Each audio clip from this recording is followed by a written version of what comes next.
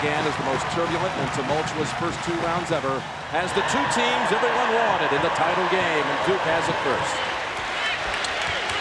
It's Bosco down inside, playing against Brand by himself. Let's see what happens the first time Brand touches it.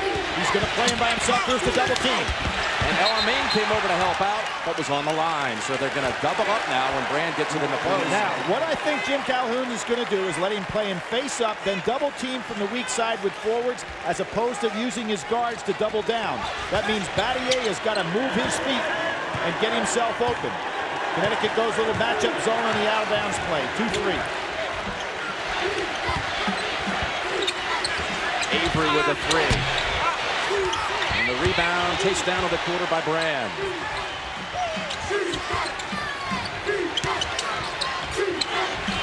Avery again. Left open. What happened there, Jim? Connecticut's in a 2-3 matchup, and they never were able to get adjusted on that long rebound.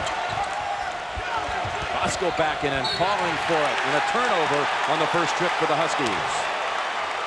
Bosco had excellent position at time. Ricky Moore had to be a little bit more patient, and here comes Connecticut. They're not going to change their style. 2-2-1 full court pressure. The problem with this is when Duke needs pressure, they don't mind taking long three-point shots. Right back to UConn. There was a coin flip yesterday at 1:30. Jeff Hathaway, assistant athletic director at Connecticut, called heads since they both were #1 seeds. It was heads, and the Huskies got to be the home team here today. Just the white uniforms. Duke, straight matchup. Trajan Langdon on El-Amin. El-Amin does have quickness advantage on him, and here is Hamilton. His first shot is dropped for 2. Good job by Hamilton moving without the ball, giving Carrawell problems there.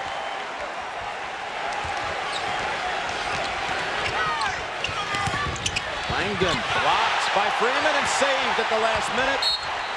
Up off the hands of Ricky Moore. Duke ball. What a block by Freeman. It was a tremendous job by Freeman, but that's what Duke will do. If you press them, they're not afraid to take long three-point shots. That was a sensational defensive play. Brand got it on the inbounds pass, could not convert it. Nice job by Bosco. Bosco running ahead. El-Amin takes the 3, rattles out.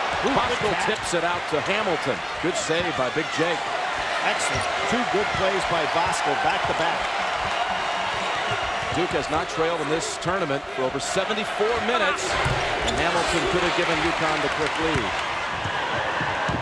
Here's where you have to pick up very quickly. It's in Connecticut, because Duke likes to bring it down and put it up. Double up on Brand again, serving now with Bosco on his back. Gives it up to Langdon. Oh, what a beautiful defensive play by Moore to adjust on the pump fake, but he made the foul. UConn at its first championship game. UCLA with the most titles, but tonight the Blue Devils with a win would tie North Carolina, their neighbor down Tobacco Road, with a 3rd national championship. The first 2 coming back in '91 and '92. One of the things that Duke is so good at, Jim, is shooting free throws, but against Michigan State, they were 14 for 27. We're looking at a young man right here in his career in the Atlantic Coast Conference is #2 all-time, next to the great Charlie Davis from Wake Forest University, as the best foul shooter the league has ever had. Gets them both. He has struggled in this dome. You factor in the 2 games last year in the regional, and with 1 miss so far tonight, he is 7 for 26 inside Tropicana Field. What surprised me talking to him yesterday, this is the only dome he's ever played in his career. And outside, they lose it, and Langdon has the steal. How about that? Elton Brand plays El-Amin one-on-one from the outside. Avery drives. Freeman with a 2nd block. Avery loves to take it down inside. It's kind of interesting. You know, you got to figure Ricky Moore was probably taller than Avery when they were sophomores and seniors in high school. Now Avery's got about 2 inches on him. They bounce it off of the back of Bosco. Carrawell with a heads-up play. Battier left open for a 3. Oh, this young man missed 19 straight threes in 1998. And now he's developed into a pretty strong perimeter shooter. UConn has its biggest tournament deficit right now. They're down 5. El-Amin and Freeman on the line. Back to Duke. El-Amin 0 for 12 in the game against Gonzaga. He can ill afford tonight because they need both of these primary scorers to have big nights against Duke. Huskies have been down 4 to both Iowa and Gonzaga, but now down 5 early minutes here in St. Pete. And Jim, the way this game's being played, it's a game on course to be in the 80s, not in the 60s. There's the first on Bosco. This was the big question. How long would Bosco be able to stay on the floor tonight? Asking a lot, Jim, for Voskuhl to play Brand as a forward. Elton now is developing the ability to play facing the basket as opposed to just with his back to a basket. We can see the strategy by Jim Calhoun. Voskuhl gets one, bring in Juan early. Suleiman Juan from Senegal in for UConn.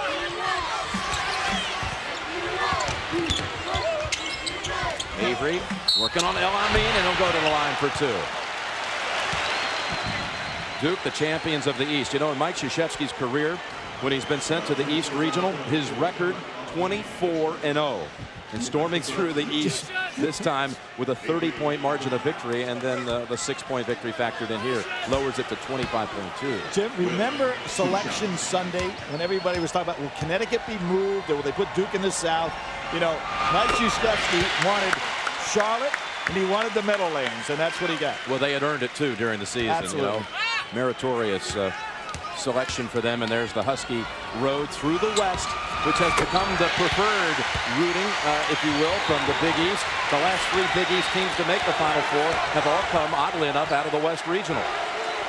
And 6 of their all-time 10 Final Four spots have come from the West to the Big East Conference.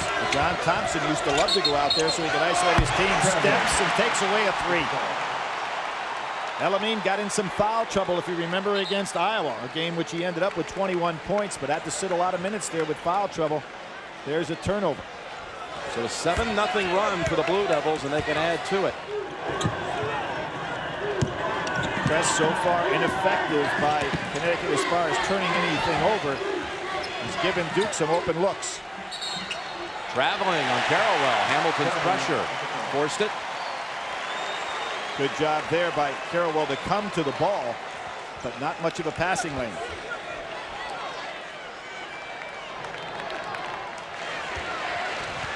Rip Hamilton has got to touch the ball a little bit more, Jim. Remember, he hit that jumper right down on the baseline, and I think on this go-around, Connecticut better let him touch it before somebody else puts one up. Here's the old matchup, Moore and Avery. Moore gets past him, and he'll take it for 2. The senior teaches the sophomore. The teacher over the pupil on that play. Carrollwell with a 3. Brand tips on the floor. El Amin gets it ahead to Hamilton. What an effort. He'll challenge Langdon. And Rips turns around and rips the nets for 2. But how about that recovery on the floor? Keeping the ball alive so it wasn't a turnover.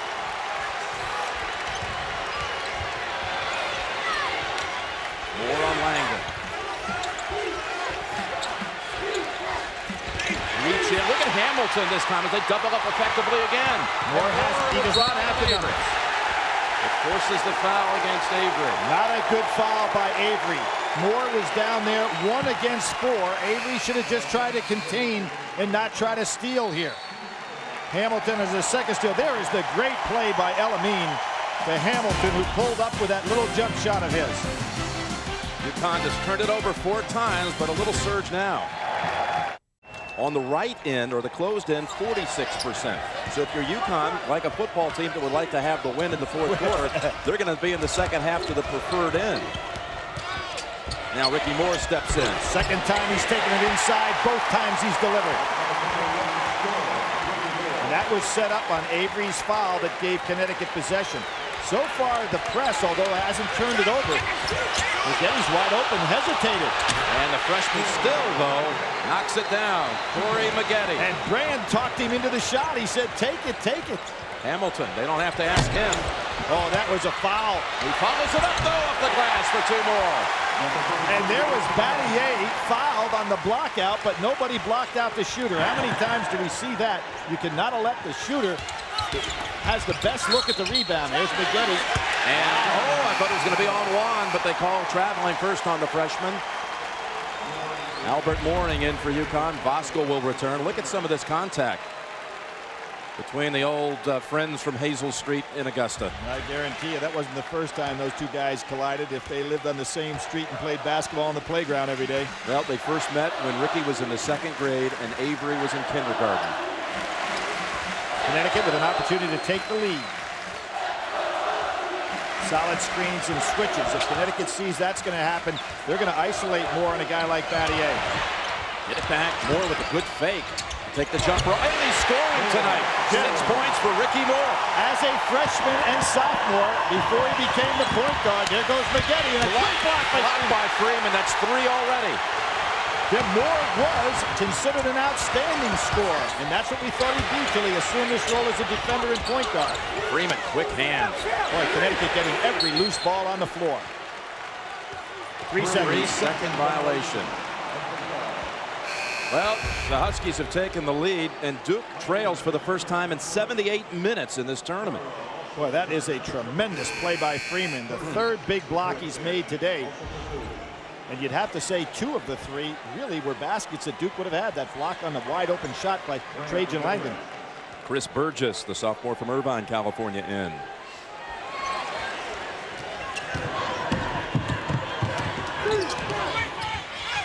Duke's getting what they want when they beat that press. Look at McGetty go. So quick, and it falls.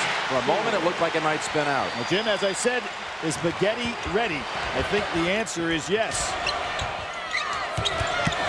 Moore feeling it tonight. Not this time.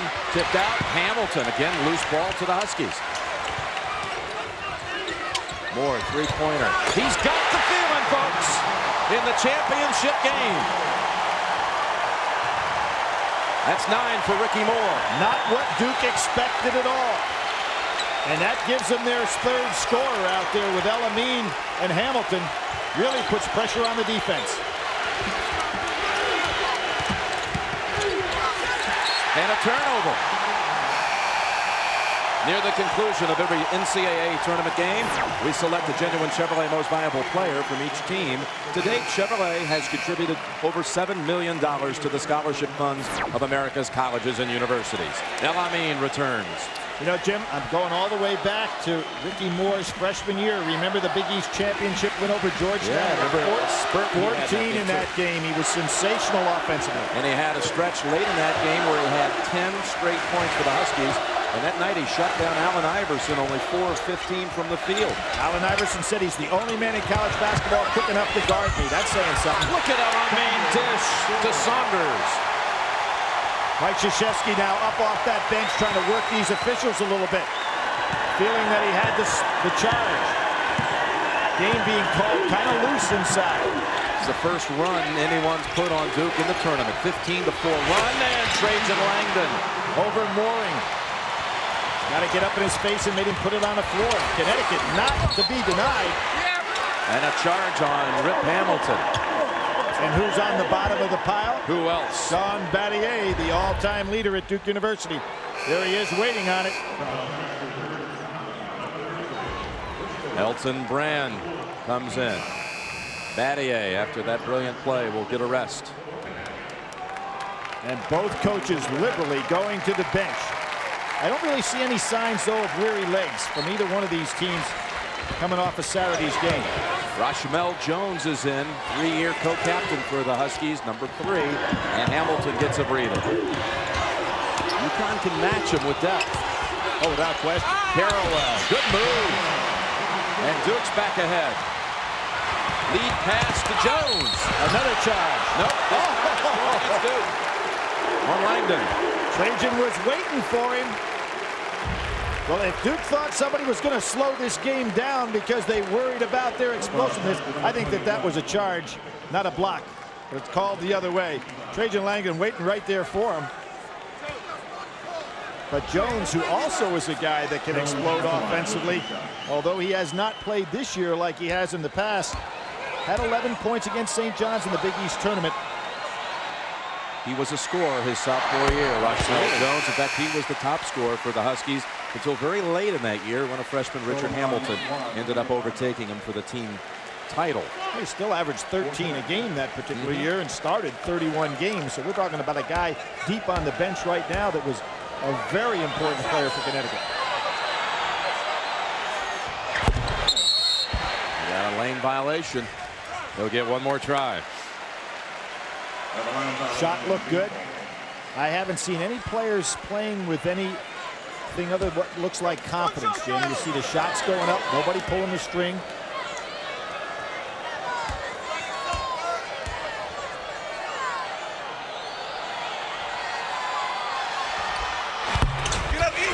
Yep, can't get the second one to go. Elton Brand up with the two strong hands. Hands are so big and powerful. And he'll reset it. Now, what's interesting right there, I don't think Juan and Saunders knew which one was supposed to take Brand. They were both on him. Timeout on the floor. Ricky Moore with 9. The game's tied. And Jim, he's the guy that stopped Arthur Lee, 4 for 13. Mateen Cleaves, 2 for 15. There's Avery hitting one of his patented threes. And Scooty Penn, 3 for 13. But his old high school teammate lit it up there. Yeah, Avery has 7 points of his own. 9 for Moore, 7 for Avery, and Brand with a steal. Not a good pass. Telegraphed by Elamine. Avery gets the range. A break. Well, Augusta, Georgia, Jim, is putting on a masterful show. I'll steal one of yours for you. Go. You can have it. I love it. Saunders comes in. Brand again with those powerful hands. They better not try to. He gets it stolen. With a little hook. You don't see that often without a foul. Great play by Juan. You know, he came up short on a couple of good shots the other day. On Saturday, just didn't get him to fall. Seemed disgusted, but that's an important ball. And there's Elton Brand. He's going to be whistled for that one. Yep, he threw an elbow. Well, we talked about Brand X, and when you strip a guy that's got the largest hands in college basketball, you've done something. And here's one who had a couple of excellent post-up moves on Saturday, just couldn't get the ball to fall. Nice job here. Well, Saunders reached in to strip it. The two backups, Juan and Saunders, make the big play, and Brand did whistle for the foul at the other end. That was a foolish foul by Elton Brand, too. He's just trying to get some retaliation and get some respect down in low, but it was such an obvious elbow. We're almost halfway through the first 20, and Brand has only attempted one shot and missed it. Solid screen on Avery. Second time Elamine and Brand have been matched up. Elamine backs up to take it over him. How about that? The little guy's out guarding defensively on the switch. There you have Avery getting the rebound. Elamine's, there's the double team coming. Brand wanted it back. And now Saunders will call it instead on Juan. There's a clean block by Saunders. But, you know, Jim, that's a foul and a defensive play that Jim Calhoun can afford. Bosco's not involved with it. Tomorrow on CBS, the long-awaited premiere of The Late Late Show with Craig Kilborn. An hour of comedy, celebrities, and his famous 5 questions. Catch the premiere, Craig Kilborn's new talk show tomorrow after David Letterman right here on CBS. Young man right here got the Naismith Award for the National Player of the Year. He's the ACC Player of the Year, MVP of the ACC tournament. Just about every honor you can imagine. Was selected as the Outstanding U.S. Male Athlete of the Year by USA Basketball. He's covered it all. Battier and Bosco come back in. Gets 1 of 2. Brand became just the 3rd sophomore in the last 30 years to be named Player of the Year by the Sporting News. Bill Walton and Michael Jordan were the other 2 sophomores. Here's that switch again. That leaves Elton Brand on Elamine. He'd like to take him one-on-one. Elamine at last. Didn't expect to see too much of that matchup tonight, did we? And what Elamine is recognizing now, he needs to get just enough space to get the jumper off as opposed to penetrating on Brand, where he works to Brand's advantage the closer he gets to the basket. Were the first points for Khalid. After missing his first 3 attempts. Let's see what Bosco does. He's got 1 foul to this point. And has to go back out with it. And a reach in on Khalid Elamine. Second foul on Elamine. This is a very important situation now. He's got to be careful defensively. As I said, got in foul trouble against Iowa. And boy, is Connecticut doubling down from both sides now. They come from the forwards to give Brand all the trouble inside. And notice that the guards are staying out with their men so they can't kick out for the jump shots by Duke. Good strategy. Yeah, and Albert Mooring will come in. He has been trying to recover from a knee sprain. He's got a harness on it right now, but he is the best shooter and has given them at times this year big games off the bench offensively.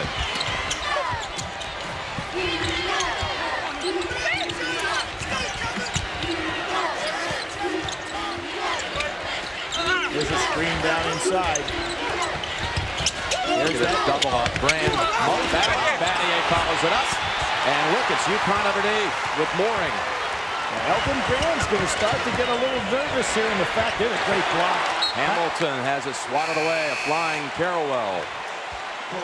Jim, what Elton Brand has got to do now is to be very patient because the double team is coming immediately upon the catch. They're not waiting for him. That's kind of like Freeman's block on Trajan Langdon.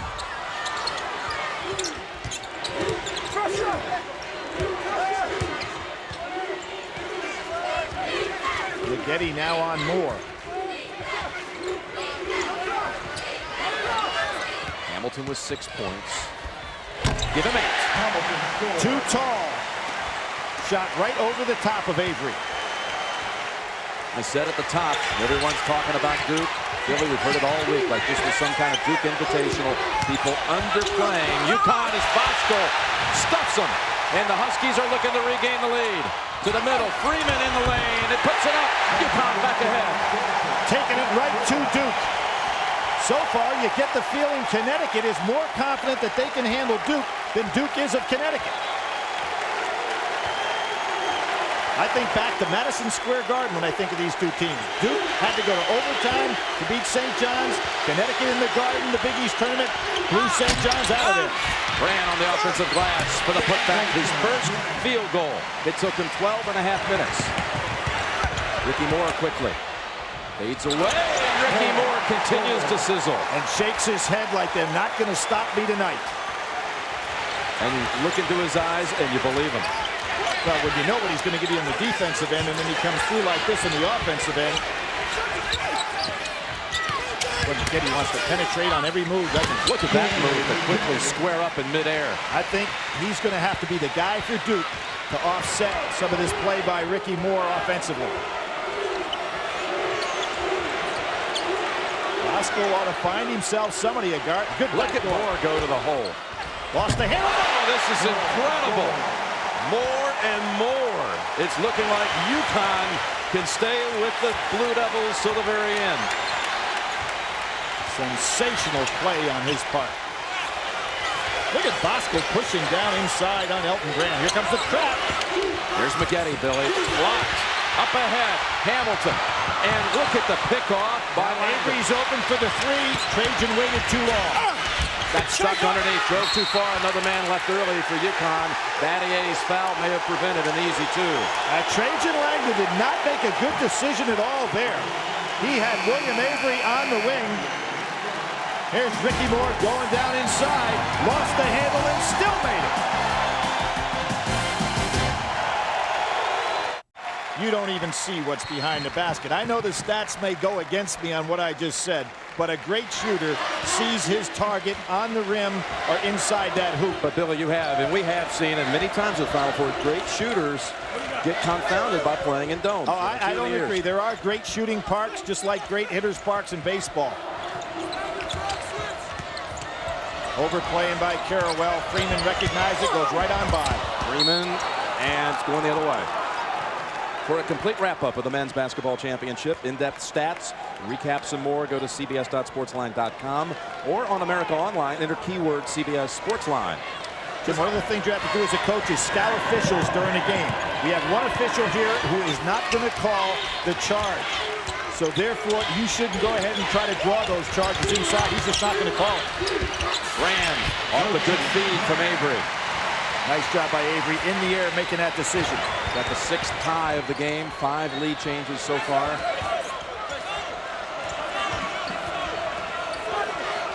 Duke led at one time by 7. UConn's largest lead 4. Hamilton on a nice flare. Outside 3, too strong. All Duke in the area, and they out-battled themselves for it. Well, now look at that. Duke players arguing back and forth. Not a good sign for Duke. A little frustration there. Maggette and Langdon didn't talk. Knocked the ball out of bounds in what should have been an easy rebound for them. You really see some frustration in the eyes of the team that Jim was supposed to be coronated here, as opposed to winning this tournament. How many times this week were you asked your opinion about how could anyone play with Duke? And as though this was a foregone conclusion that the Blue Devils would win the championship. I agree, Jimmy. You've got to win this. It's a one-and-done deal. Connecticut was #1 in the nation more weeks than was Duke. So it's not like this team has to make any excuses why they're here. Moring puts it up with the left hand. And Connecticut is getting very good distribution with their scoring. Maggette dangerous here. Hamilton not strong enough to guard him. Garrowell slices to the hole. And Juan got a piece of the hand. Well, we lost 2 Big Ten teams here in the semifinals on Saturday. UConn's first visit to the championship game, mentioned for Coach K, it's his 5th final in the 90s, with wins over Kansas and, of course, the win over the Fab Five of Michigan, defeated in the 90s in championship games by UNLV and Arkansas. Jim, just think about it. 1964, Connecticut had a chance to go to a Final Four. Team in their way, Duke University. 1990. Remember that? It was Jim Calhoun's first NCAA team. That's right. Christian Connecticut. Laettner knocked them out of it.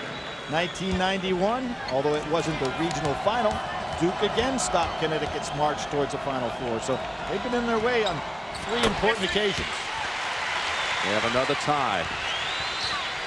Now the ball in the hands of the man that's been the man in this first half, Ricky Moore. Nice backdoor cut. Jones. Get it back. A lot of experience out there in Rushmore Jones. Hamilton looking for a solid screen up top. Freeman's out there to set it. Switch off Maggette. Trying to recover, but Hamilton's free. Somehow it spins out. And Jones there to get the rebound. Hamilton will drive right back. Fade away. Oh, 2 of them look like they would fall. They are not calling the charge. Players need to recognize that, as do coaches. And a charge here. There you go. Just as I say it, they finally call one. Timmy Higgins calls that one. Here you see the reverse dribble. Now, a player on defense has got to have both feet planted before contact is made, or it's a foul on the defense. You take a look at that one.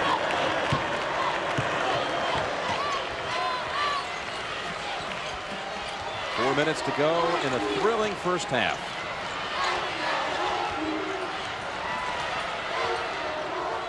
Oh, Jim Calhoun getting these seniors, Jones and Moore, playing solid basketball. Right there, Rushmell Jones, as you call it. They've been there before, played in a hard-nosed Big East, and Jones looks like he belongs out here. It's not a sub just trying to steal some minutes. Maggette thought he could take Freeman. Freeman was right there, though. Fade away, up high, and Ricky Moore chases it down. They had 2 men on Brand again. And sandwich Brand in there. Ricky just too quick for him. But it was Ricky Moore on Saturday who led the Huskies in rebounding against Ohio State with 8.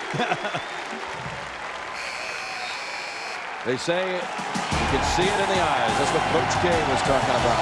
Juan didn't agree with that, but he'll agree with the score. Well, what I liked about this game, that both teams said, hey, this is the way we like to play, try to stop us. Look at the move that Hamilton makes on Battier, and again unable to finish it. He's had 3 close-in shots that have been off the rim. Duke's got something going here, but they don't get their patented 3 off on the semi-break.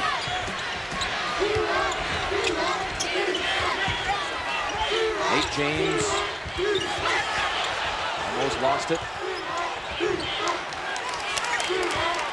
Again, they're not able to get the ball to Brand where he can score without the double team coming from the weak side. 7 on the shot clock. Out to Carrawell. Battier knows the timing here. Launches Ricky Moore underneath and taken away by Jones. Looked like James might have it for Duke. Time after time, Connecticut has ripped the ball out of Duke's hands. The ultimate one, obviously, when Brand lost it. Tough pass. Gave it away. Carrawell driving. Spins out. I thought Jones had the foul to stop him. And a turnover at the other end. Ricky Moore, very tired, Jim. He couldn't get back down court. Coming up, Pennzoil at the half. Greg Gumbel, Clark Kellogg, and Coach Rick Majerus with complete first half analysis, all coming up on Pennzoil at the half. El Amin has been out with those 2 fouls quite a bit here in that first half. Exactly. They would have wanted to substitute. There is the play. Oh, another missed layup. Duke just can't get it to fall inside. First Carrawell, and that time Battier. That was a good job by Brand recognizing the double team. Ricky Moore is really tired. He's put on quite a show here in this first half.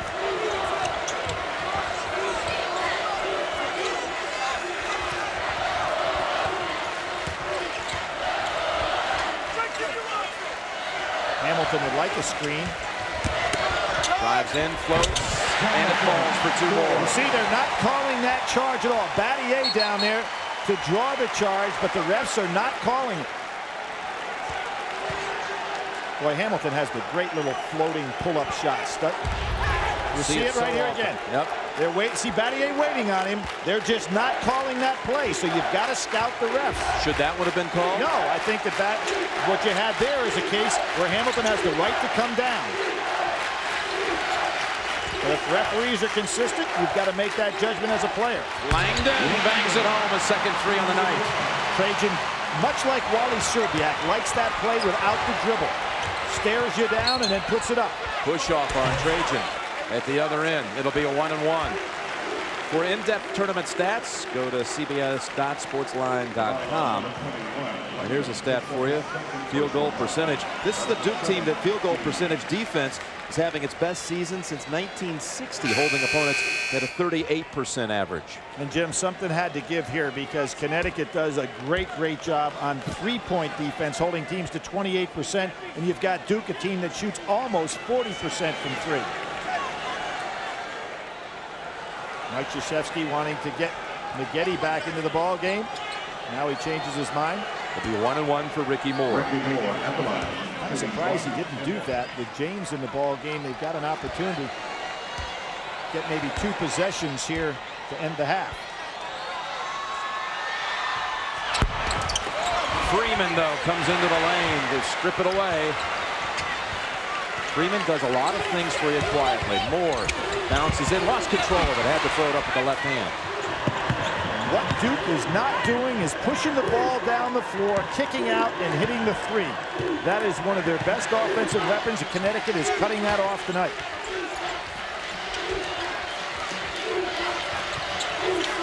Look at how far they're pushing Elton Brand out. Bosco able to play this first half with 1 foul. Final 25 seconds, though. Langdon, and 1. A 3 and a 1, right? Or did he get a 2? Was his foot on the line? He's given it a 3. They're calling it a 3. And what Trajan Langdon did there, that just took nerves of steel because he's being guarded by a great defender. He looks him down, as I said, much as we saw Wally Serbiak do in the great performances that he's had in this tournament. Trajan has the foot inside the line and then back of the line. Good call. He gets an opportunity to go to the foul line as well. Second or more, and his fatigue here really showing with the missed 1-and-1, a turnover earlier, and the foul on that play. You know what took a lot out of him, Jim? Chasing down Carrawell along with Jones, and he would just wore out. Maggette back. And Duke leads by 3. Jim Calhoun, he will tell you this is his 28th Final Four. Just so happens the first 27 he didn't come with his guys. Well, how about it? They went more than any other team in the NCAA. Went 20 years in the NCAA tournaments without ever getting to a Final Four. Now that falls on Brigham Young with 18 and Missouri with 17. The first time Jim Calhoun took UConn to the tournament was 1990, and they were just seconds away from, in that first trip into the tournament under Calhoun, they were going to go to the Final Four. Just 2.6 seconds to defend against Duke. This Watch that man right there. Back to Laettner. And Duke ends the dream, and Mike Krzyzewski's team would go on playing the championship game against UNLV. And remember, of course, Scotty Burrell, the pass to George, and there is Christian Laettner right there hiding inside.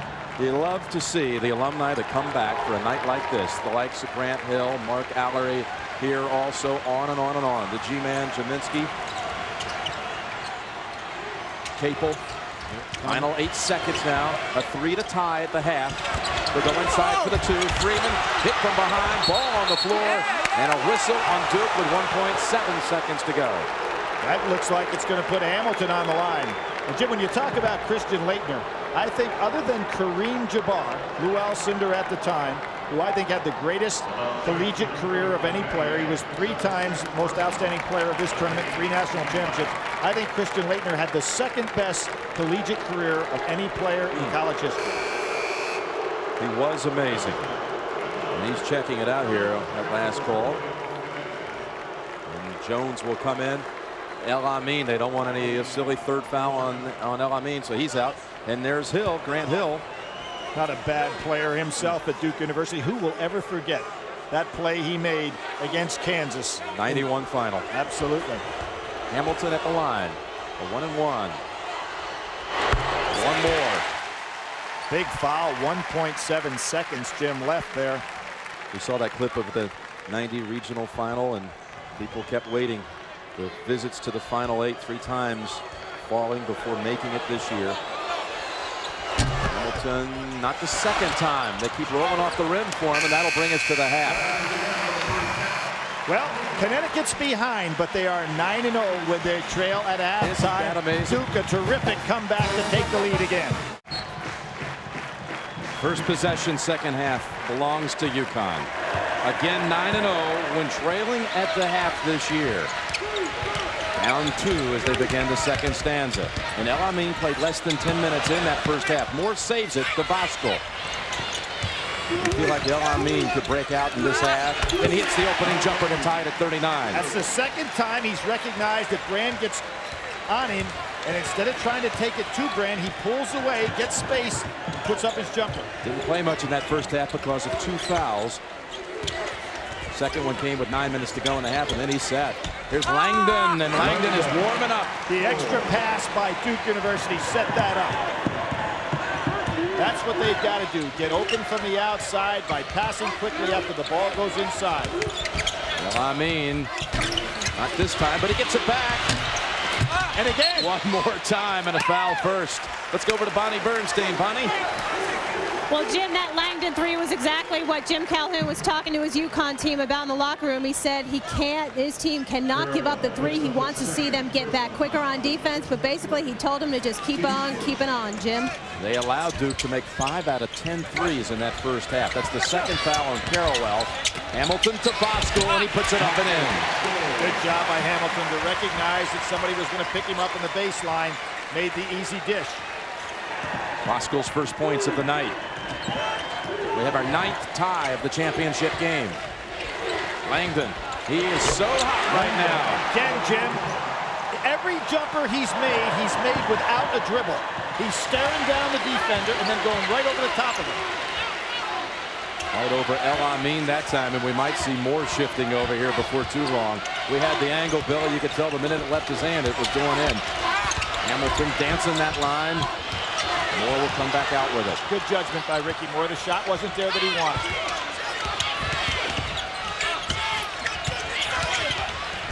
Hamilton, heavy traffic, has to go back out. Oh, and he traveled. El Amin traveled. Connecticut that time got away from their spacing that they've been so good at the first half. They had to readjust. Ricky Moore probably should have dribbled that ball back out at the top, Jim, and reset the offense. El Amin has turned it over 4 times on the night. It's Moore, Jim, switched over on Trajan Langdon now. They've seen enough of his outside shooting. Brand for the easiest 2 of the night for the player of the year. Good judgment by Voskuhl. He would have only committed a foul had he gone over and chopped down. And Duke up 5.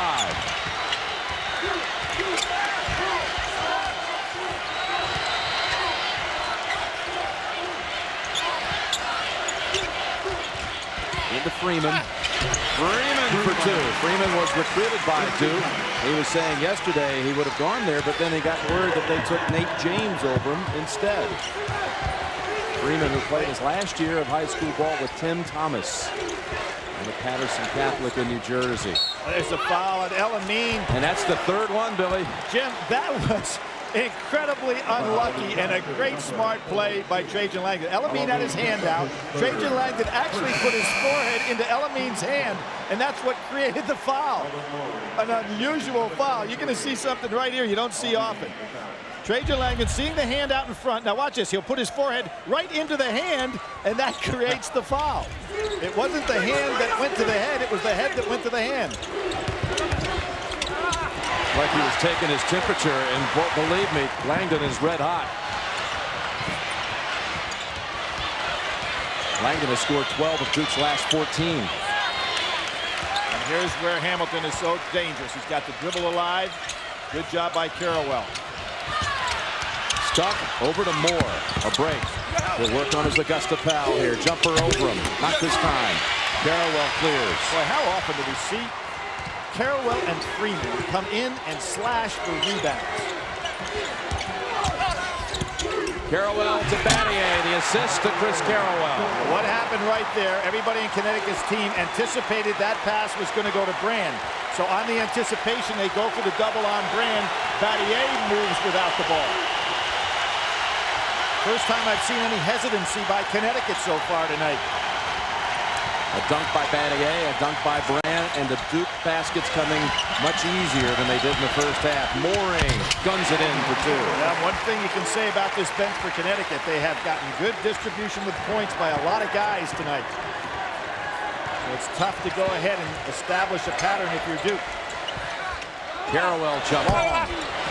Tipped out into the arms of Battier, and he bangs bodies with Mooring. He'll head to the line.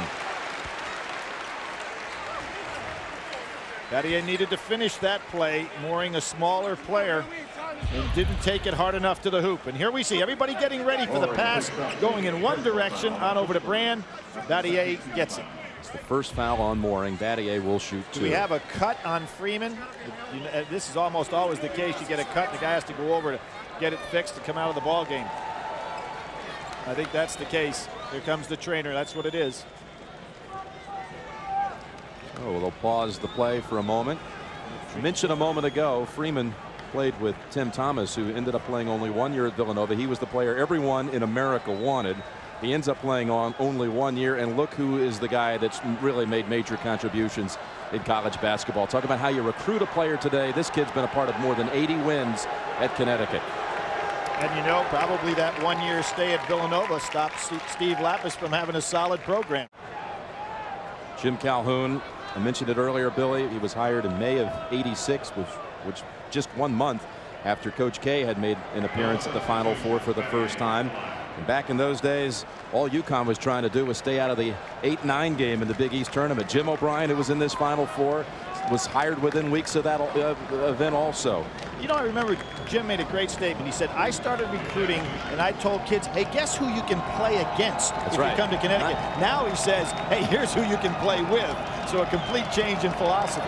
The idea, Jimmy Calhoun said, of back then of even thinking about going to the Final Four was like, okay, when's the elephant going to jump over the moon? Absolutely. And Jim O'Brien, as you mentioned, of 5 years an assistant coach at Connecticut. And when we talked to him the other day, very honestly, he said, hey, when I was an assistant in Connecticut, you could never envision that Connecticut could be in a position they are now as a basketball team.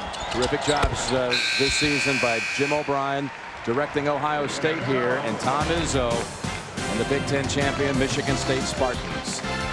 Duke leads it second half. Connecticut against Gonzaga, 0 for 9 from 3. Against Ohio State, 1 for 6 for 3. Tonight, 1 for 4. It's tough to match a team that's a good three-point shooting team if you don't get some from out there. Only 1 out of 4 from 3 tonight. Now it's McGetty going up against Hamilton. Mooring, here's a three. Just when you call for it, Freeman battles for the rebound. Strong for Battier. How about that? One arm with the rebound, one with the push-off. Jim Calhoun compared him to another former Final Four player, Richard Scott of Kansas, doing More than you expect out of a 6'6" player. It's a clear out for Maggette. Doesn't take advantage of it. He's too far away from the basket. With a little more experience, he'd know what to do there. Avery way outside. Push. That's going against Duke. He's going to call the push from across court. Going to be on Maggette. Fourth offensive rebound of the night by Freeman. How about that? He grabs it with one hand, holding him off with the other. This is some rebounding effort right here by Freeman. Elton Brand on the floor. Duke by 2.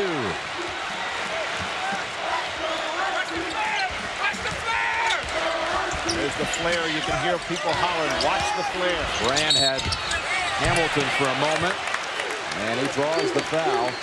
Again, Maggette, his second, and they say in the act of shooting. What we're seeing, Jim, is some players recognizing very well who's guarding them. And I think that really is a sign of a player that's got his head into the game. Hamilton that time realizing with Maggette, a player not anywhere near as experienced defensively, and he just took him. Maggette on the other end of the floor, not recognizing the side was cleared out, should have been closer to the basket and could have taken Hamilton to the basket. The difference between a freshman and a junior. Hamilton's first point of the second half, the first team All-America. Big East co-player of the year with Tim James of Miami, but that's 2 years he's been the player of the year in the Big East. The only other players to win it multiple years, Chris Mullin and Patrick Ewing. How about the first year that he won it? He wasn't even preseason all-conference. Ended up being player of the year in the conference. Ties the game at 49. Our 10th tie. And Duke has not solved the problem as how do you get Elton Brand the ball where he can be a scoring force. Juan just pushing him out of the area he wants to score from. Inside the Brand, and had the chippy, but was fouled. He'll shoot 2. And you can see Connecticut saying we can use, between Saunders and Juan, we can use 10 fouls and keep Voskuhl fresh. Elton Brand from Peekskill, New York, a sophomore, his sophomore year in high school at Peekskill High School, playing for the Red Devils, now playing for the Blue Devils. He won a state championship, and in the quarterfinals, his Peekskill team beat a guy we also caught up with in this tournament named Wally Zerbiak. And his mother is here, Daisy. She was an outstanding player, athlete at North Tarrytown High School. Jim, not too far from where he lives. And you know who was the greatest coach ever at North Tarrytown High School? Guy by the name of Tony Packer, my father. Wow. How about that? Later, a coach at Lehigh University, your dad. There's a double team on Juan. Why? How about that? Delivers. You know, that young man deserves a lot of credit. He worked so hard in practice this week, had good practices, but just didn't get anything to drop for him on Saturday. Today, he's put up 2 outstanding shots inside, and they were there. Rebound tipped around, back out to Avery. Wow. Battier. Quickly. And Hamilton. Nice block out by Hamilton. And he wants to run. And shoot. There it is. And the lead. Great job by Hamilton pushing the ball down the floor. Duke is really out of sync offensively half court because they have not been able to get the ball to Brand consistently. The 7th lead change of the championship. And Juan is pushing, he's pushing, and keeping Brand off the blocks down low. Langdon drives in to tie it back. Trajan Langdon. The 5th-year senior. Came to Duke without a scholarship because he was a baseball pro. The man who, along with Wojciechowski, finished his career a year ago. Coach K credits for being the bridge from back in the early 90s, from the championship teams to now, back to the elite status. And Hamilton is now back to his scoring ways. He's got 16, including 5 in the last minute. He's sensing, Jim, that nobody out there can guard him. And that's saying something because Carrawell's a great defender. Over the back on Juan. But that's all right. Jim Calhoun can live with that. Billy, you're right. You could just see Hamilton the last couple times down the floor. There's no doubt he was going to shoot it. No, he's saying, you know, you have nobody out here that can stop me. And Juan sits down. Voskuhl comes back in. Voskuhl had committed a foul every 5 minutes of play so far in the NCAA tournament. You can see how wisely Jim Calhoun's using him tonight.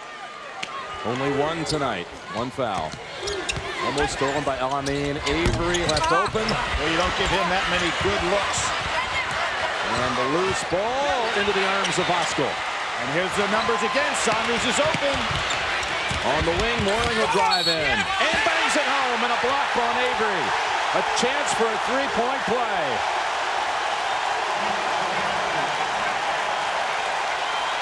Excellent push-up by Connecticut. Duke is not used to teams taking it to him on transition. And you can see Hamilton, a very good move on his part. I thought he was going to try the lob to Saunders. Instead, he decided to go over to Moring. And Jim, this young man is an explosive offensive player. Only that knee injury has handicapped him down the stretch in ball games. 6'3" sophomore from Preston, Maryland, Albert Moring. And Calhoun told me he considers him the best shooter on the team. And when you got the likes of El-Amin and Hamilton, that's saying a lot. Unable to finish the three-point chance, but UConn leads by 4. Tying its largest lead of the night. Now it's Voskuhl trying to push Brand off the blocks and get him a step or two away from where he'd like to be. Langdon, what a pass. Brand unable to slam it home, but he'll go back to the line. They're just not giving him any opportunity to get an easy basket.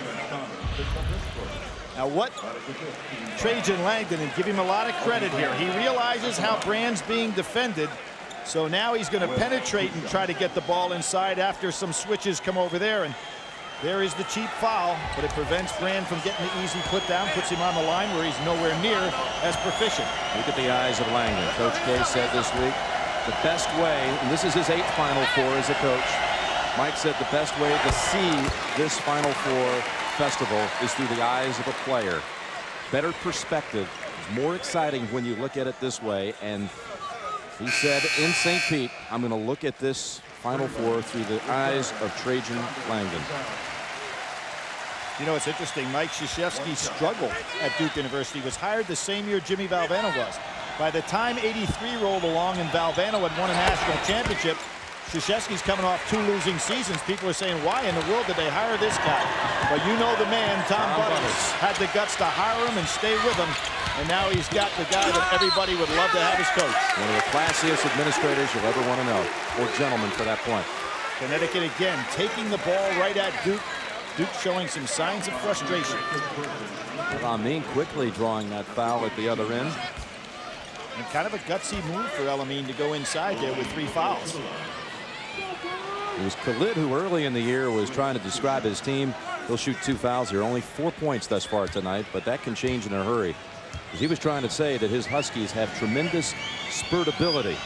And that left Coach Calhoun kind of confused. He thought he was talking to Clark Kellogg. And Khalid said, I got that from Mr. Kellogg. And there we have Connecticut now 4 of 9 from the line. Remember the great NCAA tournament he had last year? He had 93 points in 4 games.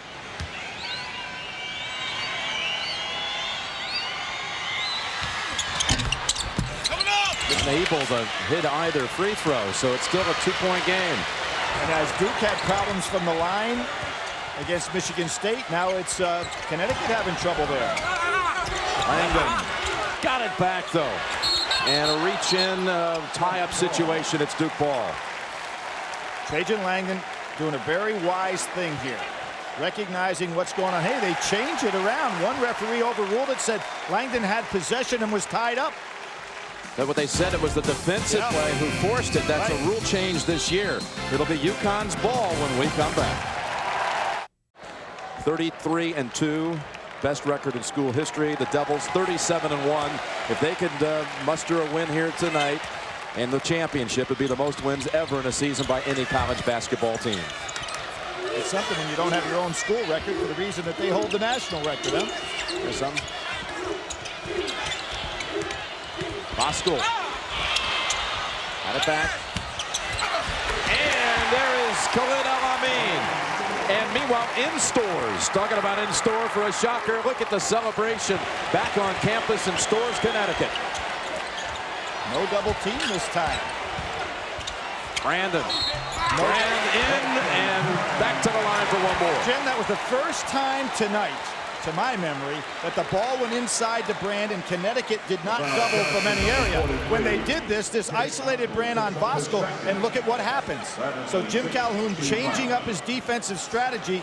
It doesn't work. Duke does a good job recognizing, and notice, first time that Brand has turned to the basket and didn't have a Connecticut man standing right there waiting for him. The second on Voskuhl, just his second, with 11 minutes, 12 seconds remaining. Elton Brand from the hometown of New York Governor Pataki. Peak skill. And long rebound out to Hamilton.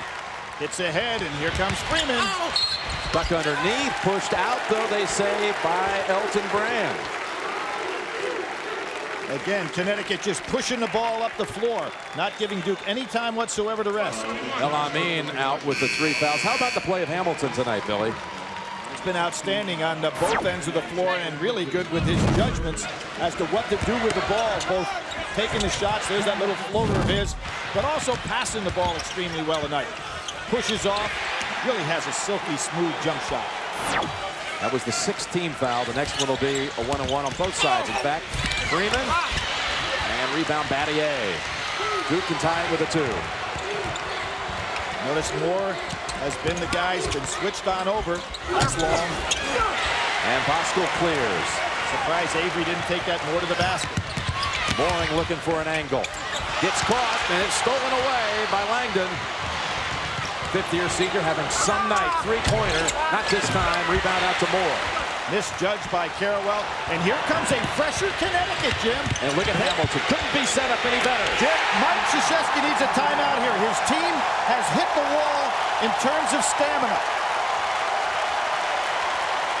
His team is very tired right now. 10-minute mark. Connecticut has used a deeper bench.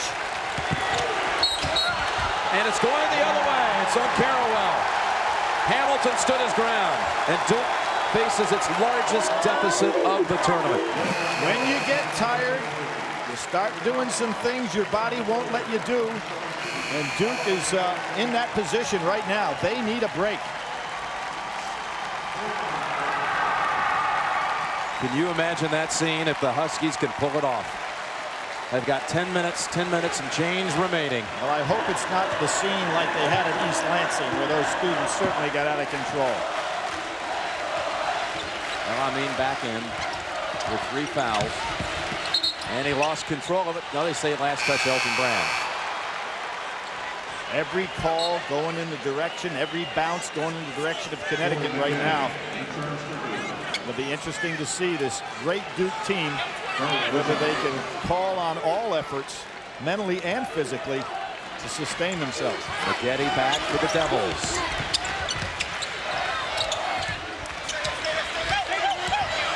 Hamilton inside to Saunders.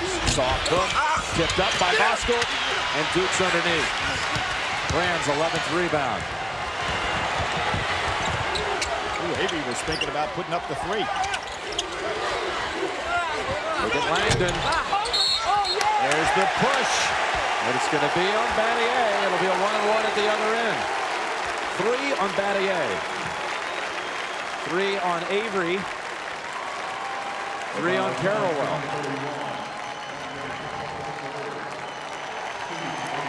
Duke in territory it is totally unfamiliar with. Absolutely, Jim. And as I said again, I think that what we have here is Coach K looking for a TV timeout to save him so he can have him down the end, but his club is tired right now. You know, basically Connecticut has gone much deeper with the number of people. Duke has an outstanding bench in terms of the quality, but not the depth and not the production that Jim Calhoun has used this evening with Connecticut. Now Voskuhl sits again. And Antrick Kleber, who has not played that much in his career, scored only 15 points in this his senior season, but he's going to get a few minutes. A 1-on-1 at the line for Edmund Saunders. Is this the 11th man that Connecticut has put in the game? It is indeed. There's Antrick Kleber. Saunders at the line wearing number 51. He lost his father 3 years ago during his junior year in high school, highly recruited. His father, Robert, was 51 years old. He says he'll wear that number to commemorate his father's courage the rest of his career. Can't get the second one. And Jim, you know what Jim Calhoun has on that bench. He has Freeman getting rested. He has Bosco getting rested. And it's going to be Saunders on Brand. Duke should go to Brand now.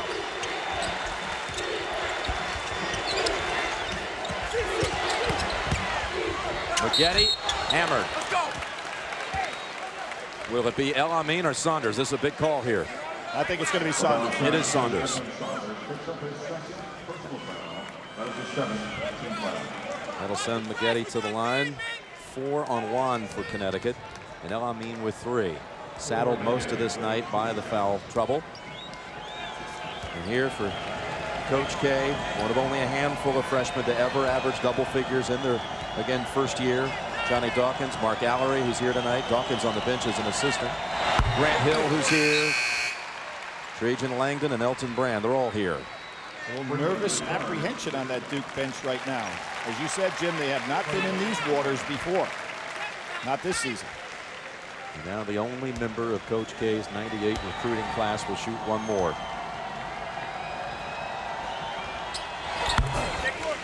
First bench points of the second half for Duke. And now they're down 4. Michigan State had a big advantage the second half with bench points against Duke as well.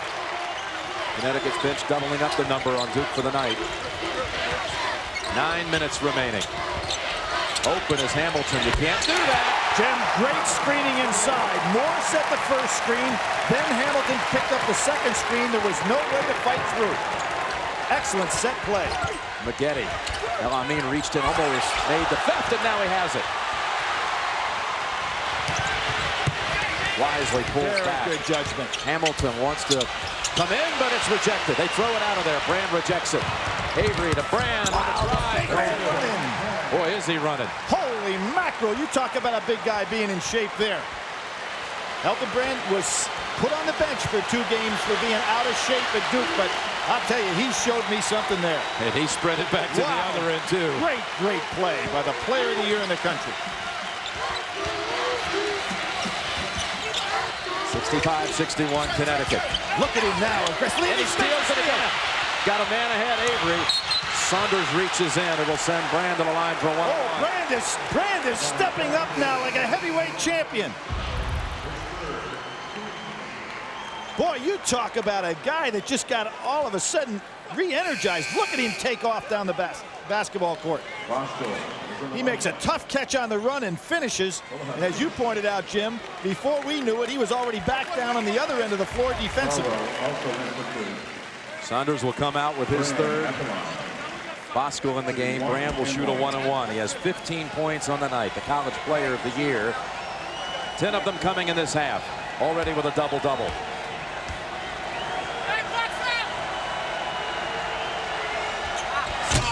Won't get a second try. 8 minutes remaining. The game we longed for all season in college basketball. And 8 minutes left to determine the national champion. Now look for the screens again for Hamilton. They're setting a lot of great curl moves for him. He gets a bigger man. Does he drive to the basket? There he goes. Rejected by Carrawell. Out to Freeman. Left hand off the glass. Too strong. And Brand again has it. But Duke can't get down the court quick enough to get off their 3. Carrawell quickly with a 2. Well, you gotta love him. I'm really shocked that Mike Krzyzewski's not calling a timeout to give his guys a rest. The next whistle, though, will be the official timeout. They are really expending a lot of energy the last couple of minutes.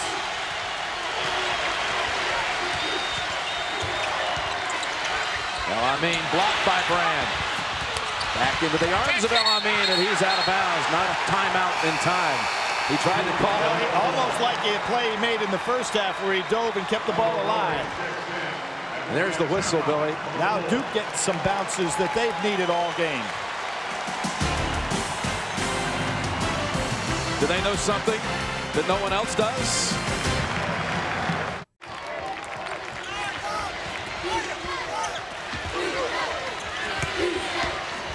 Been a tournament that's had a paucity of buzzer beaters, unlike tournaments past. Maybe there's one save for tonight. What's this call? That's more trying to fight through the screens. Yep. Gets called for holding Trajan Langdon. That's the third on Ricky Moore, who had 13 points in the first half, but has not scored in the second half.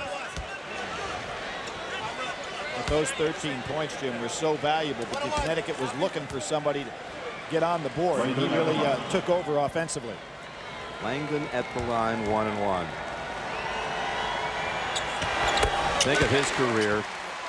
Comes to Duke just months after the Grant Hill senior team lost in the finals. He said, I came to Duke thinking I'd go to 4 Final Fours. His first year is the year that Coach K has to sit out. They're 13 and 18. Then he has to sit out a year because of a knee injury. And now in his last season, he gets to play for that championship tonight. This is one of his patented free throws. However, he could have tied the score up. High school teammates going head-to-head in that matchup.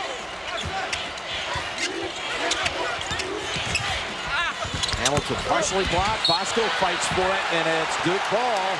Devils have a chance to take the lead. That was great defensive help by Elton Brand because they had the double outside, and Elton stayed right with Richard Hamilton.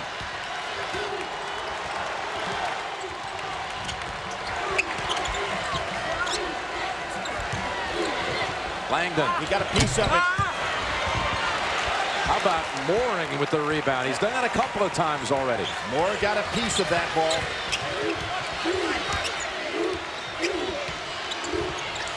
Ricky Moore challenges Avery. Bad shot. But you notice how Duke has not been able to force tempo. Connecticut doing a good job getting back down. And that's what Duke has been so great this year. In transition, getting the three-point shots off. Avery over the top to Brand. Bosco, clean block, they say. Oh, my goodness. How about the foul after the shot? No call. Mike Krzyzewski's got to be going crazy here. And you can't blame him. How is this not a foul? Ball inside. On the ball, but watch what happens afterwards. He takes Brand to the floor. Duke inbounds underneath. A basket for the lead. Battier eyeing it. Good over the back on Elton Brand. Great job by Sanders. Third on Elton. Battier had the wide open look.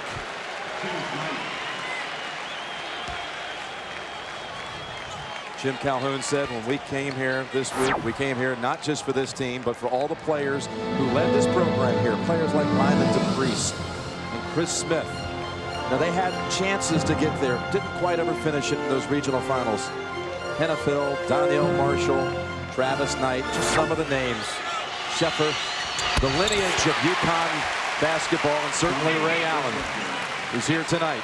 Jim, that 94 team, 29-5. Jim calls that the most talented team he ever had. Danielle and Donnie Marshall, Kevin Ollie, Travis Knight, Ray Allen got beat in overtime by Florida. You remember that one? Pretty touching, though, to hear Calhoun talk about how they're all here tonight. They all got us here. Well, he considered Chris Smith the most important recruit he ever got because that was the first one he beat head-to-head against a top Big East school. Avery partially blocked. Saunders got a piece up. Avery can't quite crawl the rim. And UConn clears. It's Rushmel Jones underneath who rebounded. Steps. Mooring had the right idea. Pretty good defense by Duke. Connecticut is in a stretch at this end of the floor offensively where things aren't going right. They've missed their last 6 shots. Here they turn it over. But Duke has not been able to convert on the other end as well, Jim.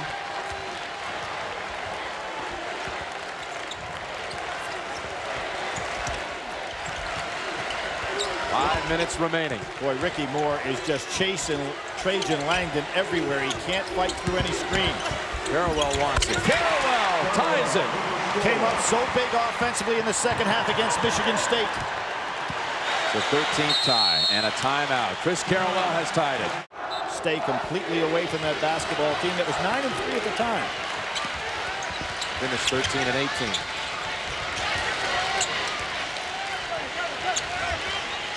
Five seconds. Alameen recognizes what the official's doing, so he backs it up a little bit.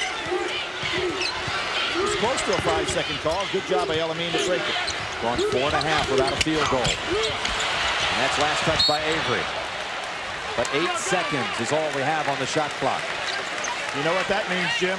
Richard Hamilton. If you're Duke, you better keep an eye on him here. Here is where he's so dangerous. Bosco back for Saunders. And Farewell, who studied films to get ready to handle Steve Francis and did a fine job against him defensively, has to be aware of where Hamilton is right now. Aware here too. 5 on the shot clock. Elamine gives him the lead back. He loves the leaner. They really do have two guys that don't mind taking that big shot. Unusual for teams to have that. Trajan Langdon has the curl that time. Speaking of wanting the shot, Langdon will go back to the line. Double bonus the rest of the way. He'll shoot 2. I'm sure the Duke players were aware of Hamilton just as I was. Elamine freezes Avery and then gets that little floater that he loves so well. Just as Brand was an outstanding player on that Goodwill gold medal team, so was Elamine. Jim Calhoun says the bravest soldier of them all. Elamine is a brave one also. 2 shots, Langdon.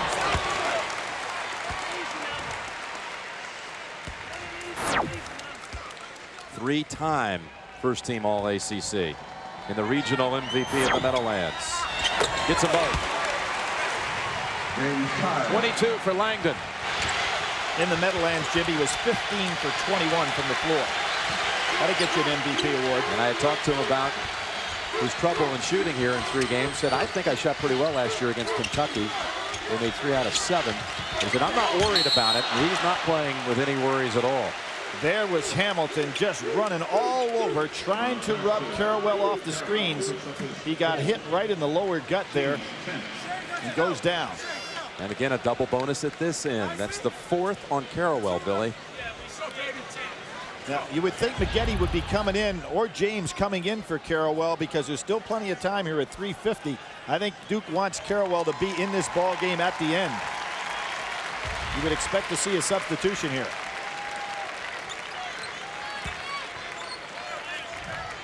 So 4 for Carrawell. UConn for the game, only 6 out of 14 from the free throw line. This position, the 3-man, always so successful in the Jim Calhoun system, whether it was back at his days at Northeastern with Reggie Lewis, and there have been others, Daniel Marshall, Ray Allen, and this man, Rip Hamilton. The next great one, Billy, is on the bench in street clothes, and his name, folks, Aju Deng. And he will, Billy, based on what you've seen, you said he'll be a star. He really looks like an outstanding prospect to me. He'll be eligible next year. Hamilton's free throws have given Connecticut the lead by 2. 24 for Hamilton.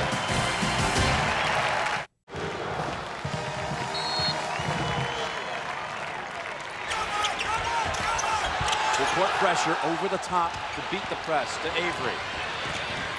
In the corner, they forced the turnover. That was more from behind. William Avery, once he crossed half court, had to cut to the middle to get away from that trap. Didn't do it.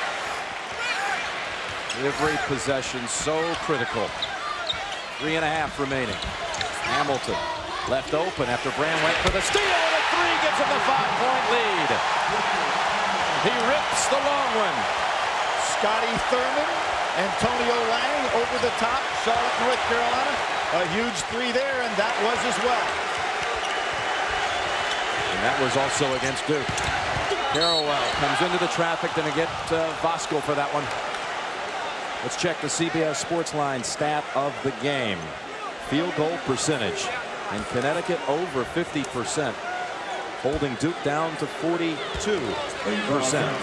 And Jim, as you pointed out at the top of the show, Duke has held teams to 36%, the lowest since 1960. But Connecticut doing a fine job offensively. For complete wrap-up of the tournament, go to cbs.sportsline.com. Carrawell to shoot 2. Good arch on the ball there by Carrawell. His first Final Four memory, Duke-Louisville final back in 1986. Coach K's first final, Louisville won. Freshman Purvis Ellison, the MVP, or MOP, if you will. 1 of 2. Nobody stepped in for Duke for that long rebound. And this senior leader right here seems to be all over the floor.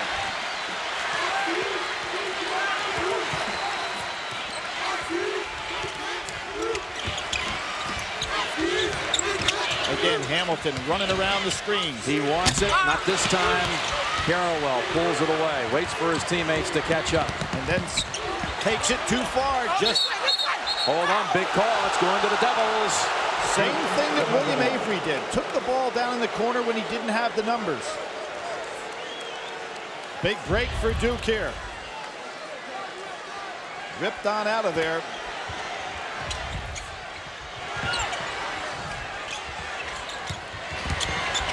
Langdon, spin move, too strong, and Ricky Moore rebounds. And who was the man guarding Trajan Langdon on that play? Ricky Moore, and still there in position to grab a rebound.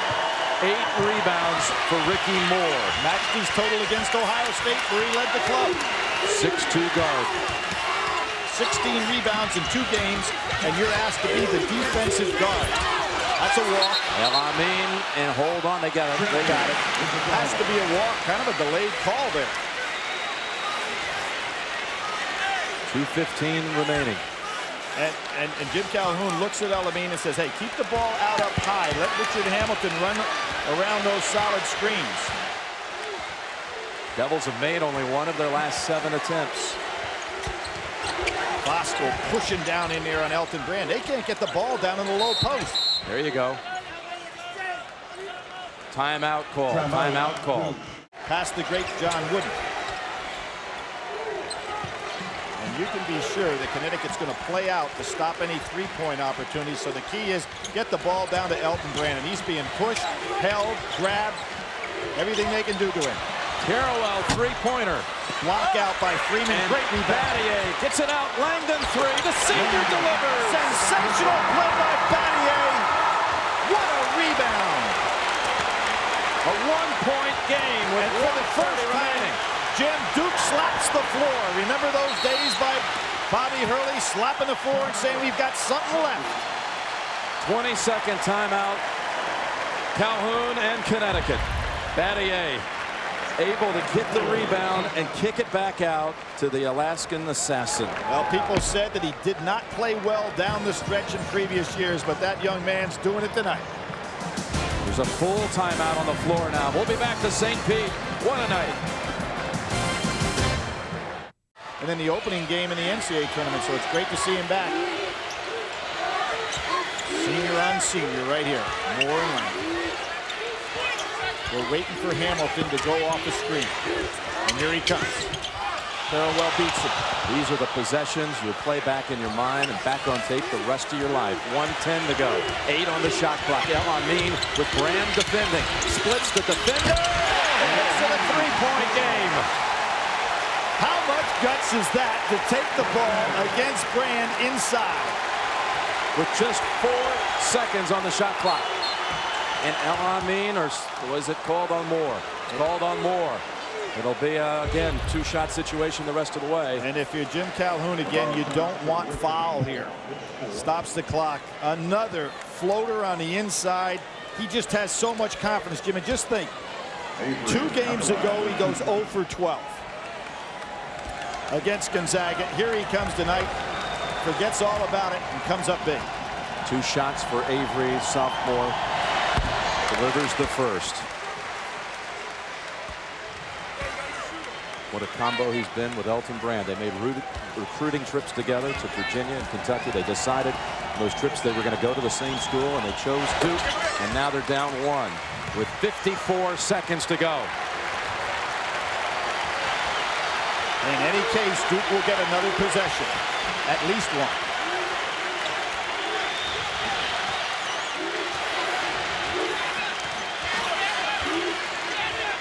Calhoun says, I want it back out here, and he wants a timeout now. With 34 seconds remaining, they'll operate with 16 seconds on the shot clock when they take the floor again. Now, Jim, here is why it's so important to have more than one option. You know, if you just have a Hamilton as a scorer, that's easier to defend, but El-Amin has shown that he can strike as well. So they have 2 options to go to as primary options. And I think we'll see one of those 2 deliver this shot or a pass inside if Duke tries to double team on the drive-in. Can UConn finish it? Again, all week long, all tournament long, everyone believed it was Duke and only Duke. But these kids always believed. Trajan Langdon in the final seconds of his career. The bridge. And Duke has stood in his way every time he has tried to advance. The bridge, as Coach K called him. 12 on the shot clock. Amin again, spinning, firing short. Carrawell has it. Duke with a basket can take the lead and win the game. They don't have to take a shot. Will Mike Krzyzewski go for a 22nd, or is he just going to play? We're running this one down.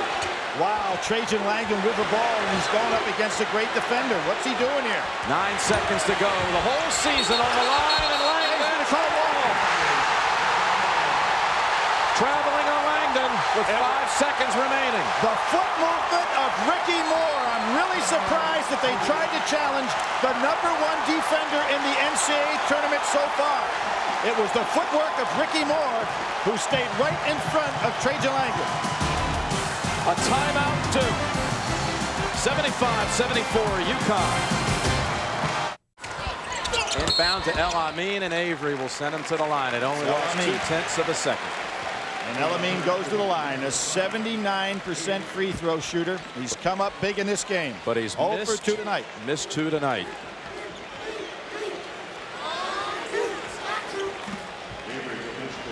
There is the defensive intensity of Ricky Moore.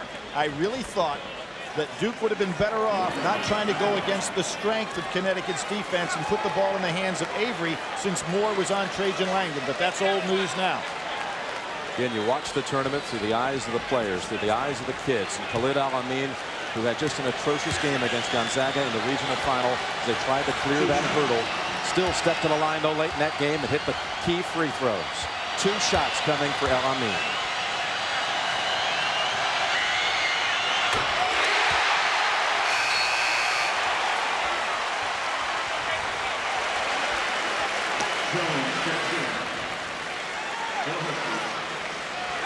Jim, if he makes this shot, do you foul if you're Connecticut and not let Duke try one of those patented threes to tie this thing?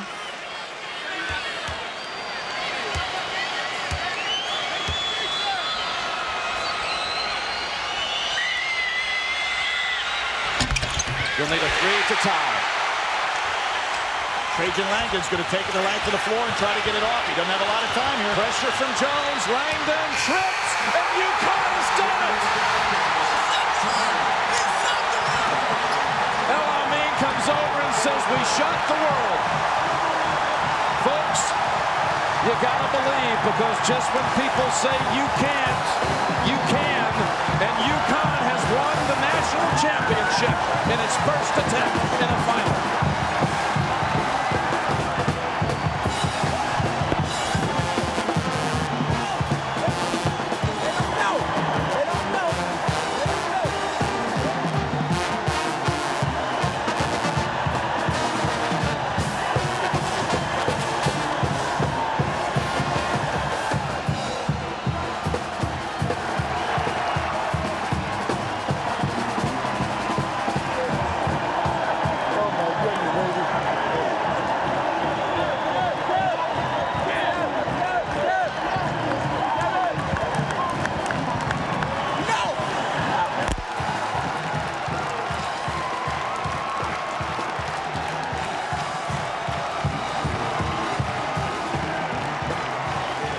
Jim Calhoun has completed the unthinkable for many, the improbable. His friends will tell you that no one ever gave Jim Calhoun anything. His father passed away at the age of 15. His high school coach, Fred Herget, was the most profound influence in his life outside his family, his high school coach. And he said he wanted to be like him one day, wanted to make a difference like he did to me. And he toiled through the high school ranks at first, from Old Lyme High School to Westport High School up in Massachusetts, to Dedham High School, on to Northeastern, to Connecticut in 1986. Nothing was ever given to him. He started with nothing, and he had to grind every step of the way. And his Huskies embodied his spirit tonight, and they have won the 1999 National Championship.